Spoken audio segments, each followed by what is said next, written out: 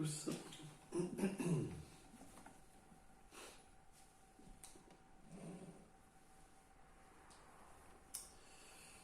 Nous allons lire un verset du Srimad Bhagavatam, premier chant, chapitre 13, verset 9. Om Namo Bhagavate Vasudevaya. Om Namo Bhagavate Vasudevaya. Om Namo Bhagavate Vasudevaya. Om Namo Bhagavate Vasudevaya. Om Namo Bhagavate Vasudevaya. Om Namo Bhagavate Vasudevaya. Kayam Vidyam Vartitam Vas. Kaya Vidyam Vartitam Vas. Sharam Vikshiti Mandalam. Chari Shiti Mandaram. Tiltham Kshetram Mukjatam. Tirtani Kshetram Mukyani. Sevitam Niyam Bhuttare. Sevitaniya Bhuttare. Traduction. Comment as-tu assuré ta subsistance durant ton pèlerinage? Quels sont les principaux lieux saints, les rivières saintes et les centres de pèlerinage que tu as visités?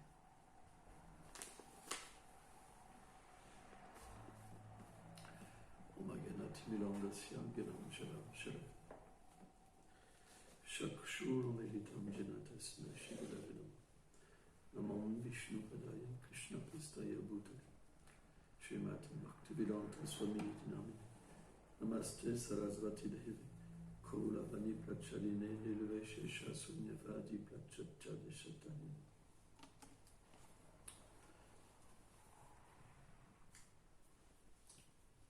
C'est intéressant. En fait, le Vaishnav est expert à soutirer du nectar. Il sait qu'un dévot du Seigneur, sa vie est un pèlerinage. Ses pensées sont imbibées, en fait, de doux sentiments d'amour. Et tout ce qu'il fait, c'est lié à l'amour de Dieu, plein. Donc, lorsqu'on s'enquiert d'un dévot, de cette manière-là, c'est que le dévot qui pose la question veut savourer en fait, ces sentiments qu'il y a dans le cœur d'un dévot. Parce qu'il a la possibilité. Arrivé à un certain niveau dans la vie spirituelle, on peut avoir cette anxiété de goûter. Il y a une anxiété, c'est-à-dire une avidité. Quand le chant des saints noms est libre d'offense, alors le goût se manifeste. Un goût tellement puissant, qu'il y a une avidité. Le corps tremble, tout tremble, parce qu'il y a l'avidité. On en veut plus. Et quand les gens matérialistes font la vie sexuelle, il y a cette sorte d'avidité, mais c'est l'inverse. Parce que cette avidité, pour le plaisir sexuel, elle identifie l'être au corps matériel et amène la souffrance. Alors que l'avidité, avec le contact du Seigneur suprême, est infiniment plus puissant déjà, en goût, en beauté, en tout, et elle libère complètement l'être de l'avidité matérielle. Au point, c'est expliqué que lorsqu'un dévot, une pensée charnelle entre en lui, il grimace de dégoût. C'est pour vous dire à quel point le chant des saints noms inverse la mentalité de l'être vivant. C'est inconcevable. Vous vous rendez compte? Dans ce monde, ils courent tous après l'orgasme sexuel. Tous. Pour eux, c'est la plus haute félicité. Vous vous rendez compte? Mais le dévot, tellement sa félicité, elle a lieu à un amour qui est complètement différent de la sexualité, que lorsqu'une pensée sur la sexualité entre en lui, il grimace, ça le dégoûte. C'est pourquoi on peut comprendre, à travers les propres sentiments d'un dévot, que la vie sexuelle, c'est l'antipode de l'amour de Dieu. Et pourtant, les êtres appellent ça l'amour. Nous, on appelle ça kama, la concupiscence. Le désir pour se réjouir. Et finalement, quand on expérimente la vie sexuelle, qu'est-ce qui se passe une fois qu'on se réjouit et qu'on atteint l'apothéose de la vie sexuelle? On s'identifie complètement encore. Voilà ou pas? Quand l'orgasme vient, c'est l'identification à 100% encore. C'est comme un venin qui est imprégné dans l'être, la vie sexuelle. C'est pour ça que le but, c'est de se libérer de la vie sexuelle. À chaque fois que vous faites de la vie sexuelle, en fait, c'est du venin. Vous vous réidentifiez complètement encore, et alors vous êtes tellement loin de votre réalité spirituelle. C'est comme si que vous vous suicidez spirituel.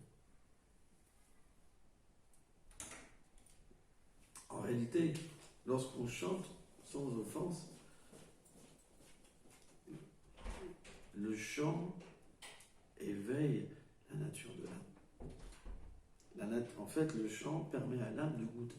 C'est comme si vous découvriez une autre personnalité qui peut goûter quelque chose d'extraordinaire. C'est une réalité inconcevable. Ça veut dire qu'à partir de là, il y a quelque chose en vous qui peut goûter quelque chose d'extraordinaire. Avant, ce n'était pas possible. Le plus que vous pouviez goûter, c'est la vie sexuelle. C'était le maximum. L'orgasme sexuel. Mais quand cette habilité spirituelle, elle vient, il y a une autre identité qui prend la place. Et elle peut goûter des milliards de fois plus de nectar. Et c'est quelque chose d'inconcevable. Et là, Haridas Thakur, il explique que quand ce goût vient, il faut méditer sur la forme du Seigneur suprême. Parce que même à ce niveau-là, la forme du Seigneur, elle ne se manifeste pas forcément encore. À Rochi. Et Haridas Thakur, il dit, alors à ce moment-là, il faut méditer sur la déité. C'est intéressant. Et lorsqu'avec le goût, on médite sur la déité, qu'est-ce qui se passe? C'est que le Krishna, en fait, se révèle à travers la déité. Et il révèle tous ses attributs. Et automatiquement, qu'est-ce qui va se passer? Le goût est tellement encore plus fort qu'on fusionne. Le nom fusionne avec la forme et révèle la forme du Seigneur. Et naturellement, c'est à ce moment-là que le vrai rasa commence. Ça veut dire que les 12 sentiments d'amour vont commencer à venir avec le Seigneur suprême. Avant, c'était le goût. Et là, le sentiment d'amour, parce qu'on va commencer à s'éveiller à l'amour avec Krishna. Parce qu'on va commencer à développer des sentiments d'amour avec Krishna. Et ce qui est vraiment intéressant, c'est que, en fait, l'étape d'après, c'est les divertissements du Seigneur. Ashakti. À partir d'Ashakti, alors, par la méditation sur le son et la forme combinée et les divertissements, en fait, viennent la méditation sur les divertissements du Seigneur suprême. Et c'est vraiment intéressant parce que l'humeur des divinités, c'est très important. Parce que Haridas Thakur, il dit qu'on doit méditer sur les déités. Et les déités, en fait, elles révèlent en fait l'humeur de Vrindavan. Donc, la déité, dans un premier temps, on l'adore avec des gestes, parce qu'on n'a pas le mental pur, le cœur pur. Mais les acharyas expliquent une chose qui est très intéressante, c'est qu'on ne doit jamais adorer la déité sans la méditation. Ça veut dire que par la méditation sur la déité, vous entrez dans la demeure du Seigneur suprême. Un Pujari qui est néophyte, il ne peut pas comprendre ça. C'est pour ça que même la méditation, c'est long, c'est barbant, il sait faire que des gestes avec le corps. Mais dès qu'il devient un Madhyam Adhikari, il y a les deux aspects. Il y a l'adoration externe et l'entrée à Braj. Ça veut dire le sentiment vraiment et l'adoration intérieure avec des sentiments très élevés. Et à ce moment-là, la déité, elle dévoile au dévot, en fait, son sentiment intérieur, éternel, etc. etc. C'est très avancé. Mais le néophyte, lui, ne peut pas comprendre. Il fait que des gestes. Vous comprenez? Parce qu'il n'a pas la possibilité de se projeter dans la réalité. C'est pour ça que les acharyas expliquent qu'on ne peut pas séparer les deux. S'il n'y a pas la méditation, c'est pas bon non plus. De la même manière, le chant, c'est pas juste l'écoute. Ça devrait être l'écoute plus la méditation. C'est ça le summum. C'est la méditation sur les divertissements du Seigneur suprême. Au début, il y a l'écoute, la méditation sur la forme. Quand le son et la forme font un, le rasa apparaît, et après, le son, la forme et les divertissements apparaissent. Et la quatrième étape, bien sûr, c'est en fait quand le Saint-Nom révèle au dévot sa forme, son nom, son habit, son groupe, etc. Et après, il peut méditer à travers le son, la forme et le divertissement, son propre service. Et s'il s'y absorbe complètement, à ce moment-là, il devient pur dévot. C'est ça le but du Vaishnavisme. Il n'y a pas d'autre but. Avant, c'est dévot matérialiste. Vous comprenez? Il y a juste une identification avec une caste ou avec un mouvement. Je suis ceci, je suis cela, moi je ne servirai pas autre chose, je n'irai même pas dans notre temple. Ça, c'est pas la bhakti, la vraie bhakti. Notre but, il est bien plus élevé. Il n'est jamais trop tard. Il suffit de ne pas faire d'offense. Ça commence là. Haridas Thakur, il explique qu'on ne doit pas faire d'offense envers les Vaishnavas, envers les 10 offenses au Saint-Nom, les 32 offenses liées au service de dévotion. Si on évite ces offenses-là, on peut, Ruchi vient rapidement. Dès que les offenses sont plus faites, le goût vient. Pourquoi un dévot ne goûte pas? C'est parce qu'il offense, il fait des offenses. Dès qu'il n'y a plus d'offense, dès que vous faites attention, le goût vient. C'est parti. Vous êtes vous ne pouvez plus vous arrêter de chanter. C'est fini. Il y a un goût tellement élevé et puissant que ça vous emporte, vous ne pouvez plus rien faire, c'est fini. Il y a quelque chose qui émane de vous que vous ne connaissez pas, et c'est tellement merveilleux. Mais s'il y a les offenses,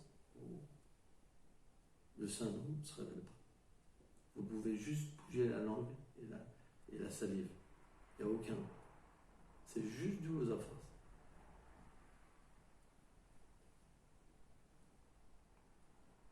Et les Vaishnavas expliquent que si vous restez à ce niveau-là, vous ne pouvez pas entrer à Vrindavan.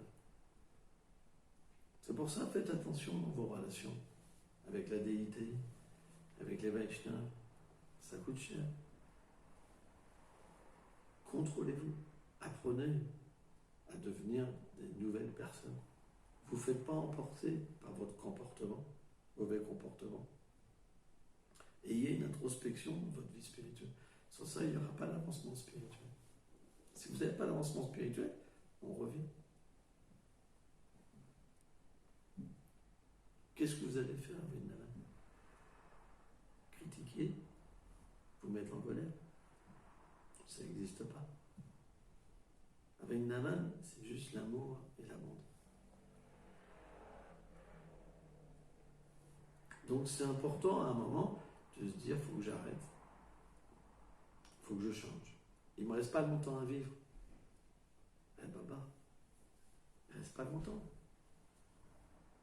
Donc il faut peut-être changer. Ça va arriver la mort. Si vous n'êtes pas qualifié, vous faites revenir. Et le problème, quand on revient, on ne sait pas là où on est. On ne sait pas ce qui va nous arriver de nouveau. Il a fallu combien d'années pour simplement reprendre le champ? Donc il faut faire attention. On doit avoir la bonne étiquette, le bon respect. Sri Chaitanya Mahaprabhu a enseigné ce bon respect. Les acharyas ont enseigné le bon respect. Acharya, c'est l'être parfait, c'est rare. C'est très rare. Mais ils ont enseigné le bon respect. Pourquoi? Parce que Acharya, ça veut dire celui qui enseigne par exemple. S'il n'enseigne pas le bon respect, les disciples ne peuvent pas chanter sans offense. Si le chant n'est pas dénué d'offense, il n'y a pas de goût. S'il n'y a pas de goût, il n'y a pas de méditation sur la forme. S'il n'y a pas de goût, il n'y a pas de méditation sur les divertissements. S'il n'y a pas de goût, il n'y a pas les révélations du Sambandhagan, de qui nous sommes dans le monde spirituel. Et on ne peut pas être engagé. Vous comprenez, c'est toute une chaîne. S'il n'y a pas de goût, qu'est-ce qu'on va chercher? La position. On va chercher le respect. Au lieu de donner le bon respect, on va chercher le respect. Et là, on va souffrir. On sera toujours en conflit dans notre vie. On ne sera pas en paix. C'est pourquoi on devrait vraiment avoir de l'introspection dans notre vie. Souvent, je reviens là-dessus. Les dévots, en fait, souvent, ils vivent dans un train-train où il n'y a pas de goût, mais c'est pas grave. On essaie de trouver le goût dans le prashad, par exemple, dans autre chose, mais pas dans le saint, non. Vous comprenez? Mais notre but, il est plus élevé que ça. Il est vraiment plus élevé. Donc, c'est important de se poser des questions. Et pas suivre la masse. En général, c'est vrai, les dévots n'ont pas beaucoup de goût pour chanter, parce que beaucoup de dévots font des offenses. Mais c'est pas parce que la masse des dévots fait des offenses qu'on doit se maintenir dans ce niveau le plus bas.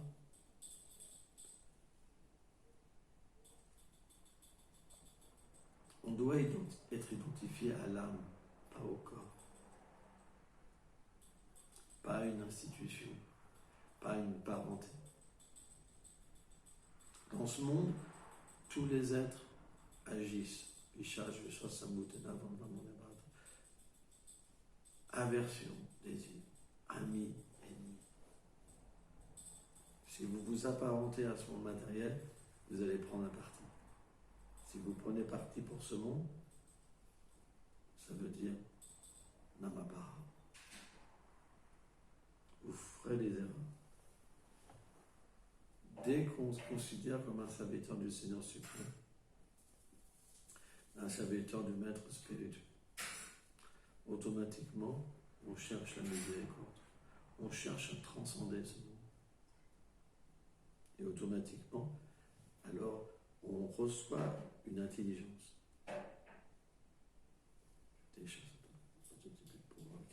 On reçoit l'intelligence du Seigneur suprême. Et on commence à comprendre comment se libérer des offenses. On devient alerte pour bien agir et pas perdre notre opportunité de progresser. On reçoit l'intelligence. Avant, on est livré à nous-mêmes un peu comme un fou, comme un rhinocéros avec une grande corne en train de foncer dans tout et régler les choses par notre intelligence. Et cette intelligence-là, elle est plus régie par l'ignorance et la passion. Or, quand on devient vraiment le serviteur, le gourou, des Vaishnavas, on reçoit l'intelligence de Krishna. Et là, on peut comprendre comment agir d'une manière parfaite. Et c'est à ce moment-là, en fait, que graduellement, le chant va commencer à se réveiller. Parce que quand on agit bien, et ça c'est important, les Vaishnavas sont contents avec nous. C'est rare. Quand on ne peut pas avoir un comportement parfait, mais on parle de l'effort. Vous comprenez? On parle de recevoir l'intelligence et de faire l'effort qui permet de pouvoir être bien situé. Et dès qu'on fait l'effort, les Vaishnavas sont contents avec nous et nous bénissent. Dire, oh, il y en a un qui fait l'effort d'être bien situé et être le bon serviteur. Il doit recevoir les bénédictions. Et quand les Vaishnavas sont contents, automatiquement, Krishna est content. Et comment Krishna se dévoile? À travers nous. Et quand on chante, à ce moment-là, il y a du goût.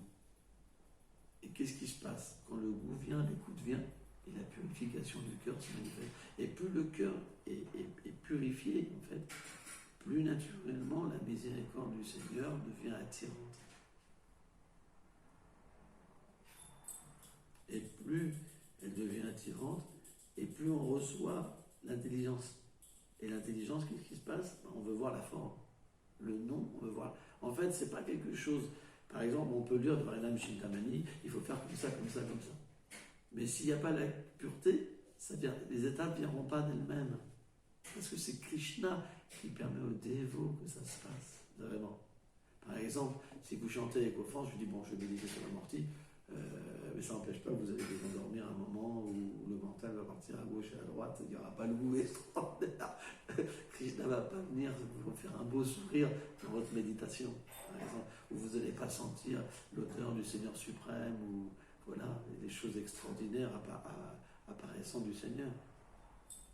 Ses qualités. Mais par contre, quand l'attitude est bonne, que la miséricorde des Vaishnavas est là, automatiquement l'intelligence vient pour que notre mental se dise « Oh, il faut que je médite ». Et tout de suite, dès qu'on médite, alors Krishna apparaît. C'est très puissant. C'est vraiment très très puissant. Et dès que Krishna apparaît, alors après le lila apparaît. Et là, c'est la fascination. Ça devient tellement merveilleux de chanter. Ça devient tellement merveilleux. On se dit, mais je voudrais que là, je voudrais que ça. Alors au début, ça se coupe. Ça se coupe. Il y a des hauts, il y a des bas, il y a des hauts, mais il y a toujours le goût. Vous comprenez? Il y a toujours le goût. Et graduellement, la pureté fait que ça devient de plus en plus constant et de plus en plus réel. Ça veut dire que les divertissements deviennent de plus en plus un avec le chant. Ça veut dire que toute notre mentalité, toute notre fausse mentalité, elle devient complètement reculée. Et on peut avoir accès au monde transcendantal. Ça devient l'expérience de Braj. À ce point-là. Et naturellement, on devient attaché. Il y a une expérience de l'attachement puissante, de l'identification à l'être spirituel qui est puissante. Et s'il y a l'attachement, qu'est-ce qui se passe? Ben, on en demande, on devient comme accro. Vous savez, par exemple, quelqu'un qui prend de la drogue. L'inverse, on peut prendre l'exemple des gens qui prennent de la drogue. Moi, j'ai connu des gens qui étaient vraiment des junkies, quoi. Mais ils pensent qu'à ça. Dès qu'ils prennent leur drogue, dès qu'il n'y en a plus, ils deviennent fous, ils pensent qu'à ça. Ils ne mangent plus, ils arnaquent n'importe qui, ils font n'importe quoi par leur drogue. C'est particulier, hein, la vie d'un junkie. Waouh, c'est une fixation sur la drogue, on ne peut pas imaginer. Ça vous bouffe tout. Et bien, inversement, dès que le saint se révèle, alors on pense qu'à ça. C'est ce qu'on appelle l'étape d'Ashakti.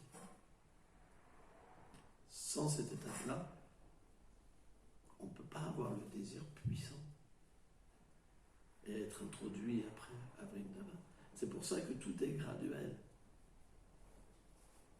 Mais le point, c'est que dans un premier temps, on doit faire attention de ne pas faire d'offense.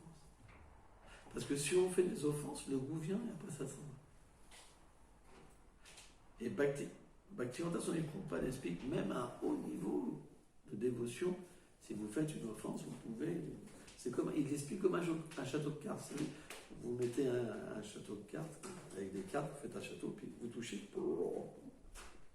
tout s'écroule.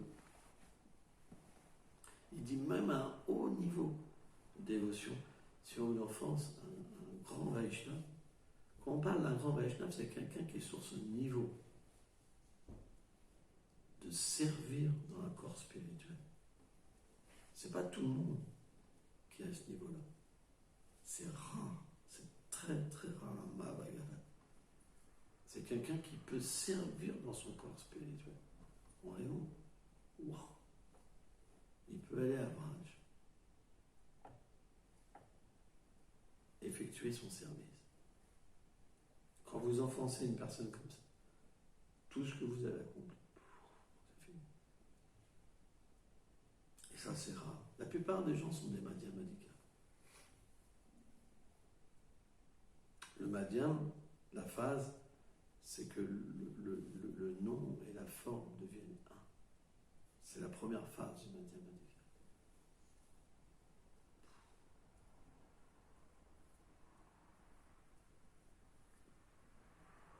Voilà. Il y a une phase avant où l'écoute devient complètement claire et que le goût se manifeste.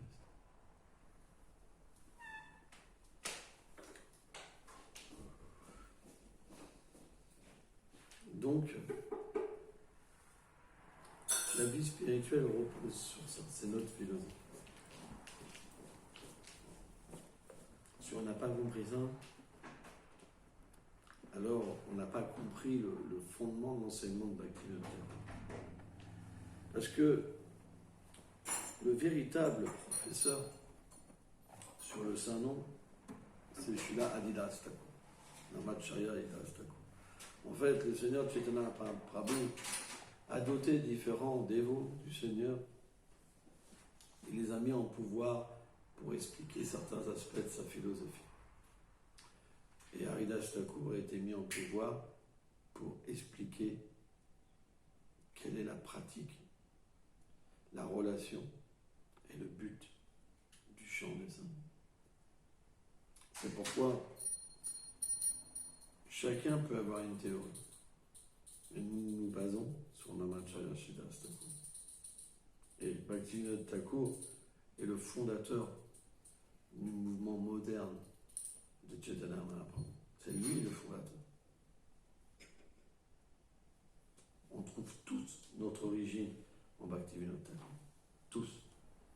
La philosophie, la pratique, tout. C'est pourquoi on devrait étudier le Harinam Chintamani. C'est quelque chose qui est important. De comprendre déjà quelles sont les offenses, quel est ce développement dans l'amour de Dieu, comment ça se passe, comment on doit chanter, de quelle manière. C'est très important le Harinam Chintamani. C'est un des livres les plus importants. Parce que sans étudier le Harinam Chintamani, en plus c'est tout petit le Harinam Chintamani, c'est pas un gros livre, c'est tout petit, parce que il y a des versions, il y a des commentaires, mais le livre en lui-même, il est tout petit. Alors il n'est pas facile à comprendre s'il n'y a pas des commentaires quand même. Dans Radhenem, il y a un site où on va sur Bhaktivinoda Thakur, alors je ne sais pas de qui les commentaires, parce qu'on ne s'est pas marqué, mais il y a un commentaire sur même Chintamani qui est très bien, qui est simple et très bien. C'est quelqu'un d'ISKCON qui l'a fait. Je ne sais pas si c'est Jayapataka Swami, mais il est très bien.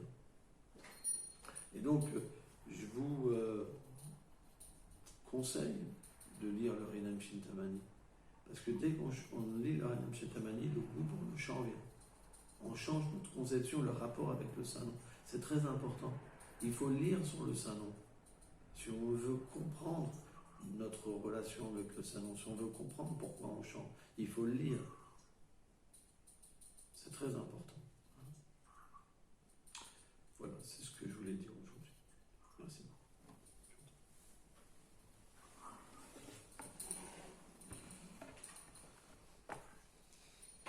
Hare Krishna, Krishna Krishna, Hare Hare, Hare Rama, Hare